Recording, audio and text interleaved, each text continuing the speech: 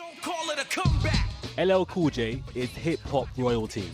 The rapper from Queens, New York, was part of the genre's underground emergence, from the margins to the mainstream.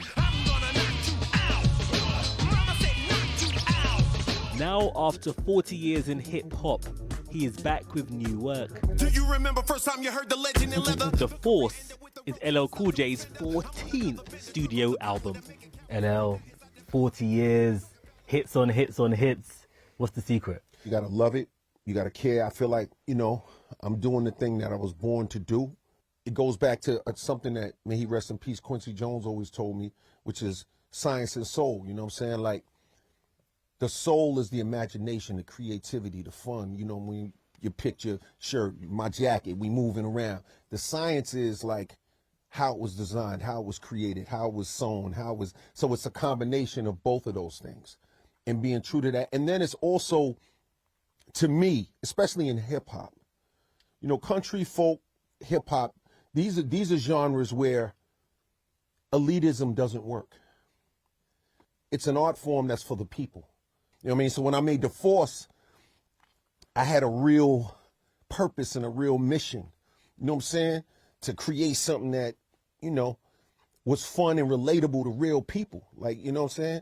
It shouldn't always feel like, we got an ascot and a long cigarette holder, like, you know what I'm saying? Because you're making a record. Like, I just don't totally get that. The place of hip-hop, what it was as an emergent kind of countercultural force to it being the dominant music that everybody listens to, is it still a voice of the powerless, or is it now the voice of power? That's a perfect question. Perfect. So my record, The Force, is counterculture. It is me speaking truth to power in the sense that I'm talking about real experiences, real life. Look at Mama, she in the kitchen, she's swinging her hips and dipping the chicken in flour. You know what I'm saying? Like, I'm really talking about real life. But there is a side of hip hop that has become so dominant that people are kind of, like I said, leaning on the elite thing. And the reason why the elite thing is so appealing is because we live in a world now filled with social media. So people like attention. So the elitism plays well in 30-second clips. And by elitism, you mean displays of wealth? No, I mean not just displays of wealth, but a display of wealth that feels like somebody's looking down their nose at you. You know what I'm saying?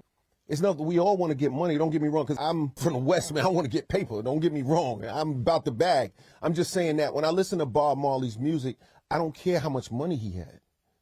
I want to listen to the song, bro. We all know Michael Jackson had money. He wasn't singing about it in every song. I mean, talking about a man who likes talking about money and flossing, Donald Trump, he's just become president again. How do you feel about 4 more years of President Trump, a fellow New Yorker who, don't call it a comeback? I've been here for years. That sounds like Trump. Hey, he won. What else could I say, bro? He won. I mean, to each his own, man. Everybody has their right to their opinion, bro. I'm not here to tell people who to vote for. I'm going to do what I do. You know what I'm saying? If that's how they feel, good luck with that. You know what I'm saying? Bust it open for them, baby. Do your thing. You know what I mean? I mean, in the week the world has gained Trump as president, we also lost Quincy Jones, a man hailed as the greatest producer of all time, who was once called your mentor. He's irreplaceable, but his body of work will last forever. There's so many, there's no way to really measure his impact on popular culture because he's impacting culture in places where people don't even realize that he created the gravity that's holding them down. You know what I'm saying? So that's what we lost in that. And he was a great man. It was like, I loved hanging out with him. You know what I'm saying? It was like being with James Bond every day. He was the coolest dude in the world, man. I'm telling you. You know I mean, you believed in you 40 years on it's paid off. You've become a huge star. But you're seeing the industry itself, hip-hop, is it at an existential crisis? If you think about the revelations around Diddy and the charges, how does the scene feel about itself right now? Do you feel concerned about hip-hop? Well, here would be my question about that.